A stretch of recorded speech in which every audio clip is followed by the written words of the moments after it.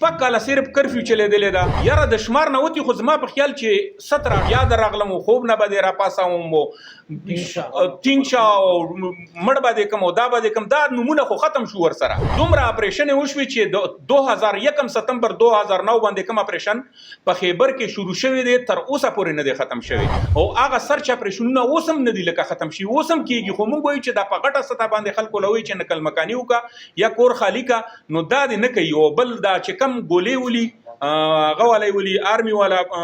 فوجاني ولي دا وړاندې ګولې دي نه ولي د کې بیګنا ماشومان او زنانه پکې ټول څوک زخمیان شي او څوک شهیدان شو. زمونږ مینګانو ام پیګان خو بس خپل خوري وکي او دلته کله د سېنیټ الیکشن وی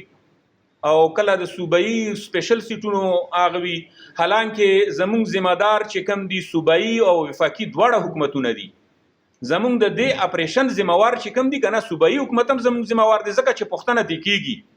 او 18 ترمیم نه پس چې کم اختیارات دي دا صوبې له ملاو شوي دي نو لہذا صوبایي حکومت هم زموږ ذمہ وار دی او وفاقي حکومت هم زموږ ذمہ وار دی آئینی تور باندې. نور پریکټیکلی د دوی سره کې دیشي اختیار نه وي نه د صوبې سره وي او نه د وفاق سره وي خو آئینی تور باندې صوبایي حکومت او وفاقي دواړه زموږ ذمہ وار دي. بالکل اوچت کړي دي زموږ چې کم خپل ایم ان ای دی اقبال افریدي په هر وخت په اپریشن باندې خبره کړې ده په نقل مکانی هم کړې ده په نورو مسایلو باندې په اسمبلی کې خو هغه आवाज هر وخت چت کړې دي. اکثر زمونږ په سرکاري جرګو کې دا کار کیږي چې ټولو نه غټه اعلامیه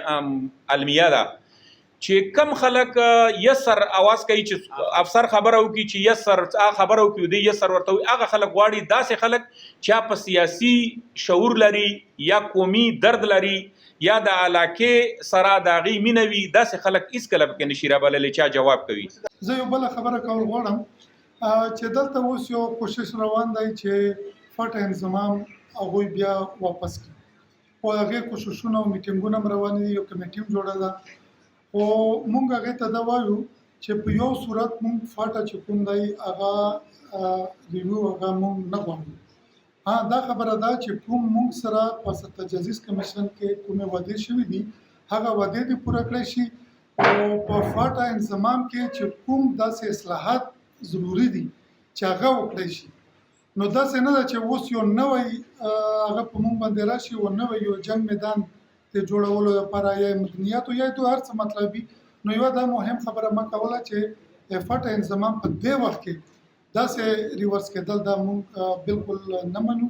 او دا مونږ ته قابل قبول نه دی. بل خبره دا چې په فاټه باندې کوم ټیکسونه دوی لګولي دي فاټه پاټه هغه مونږ مسترد کوو د هغې لپاره مونږ جدوجهد هم کړی او هغه مونږ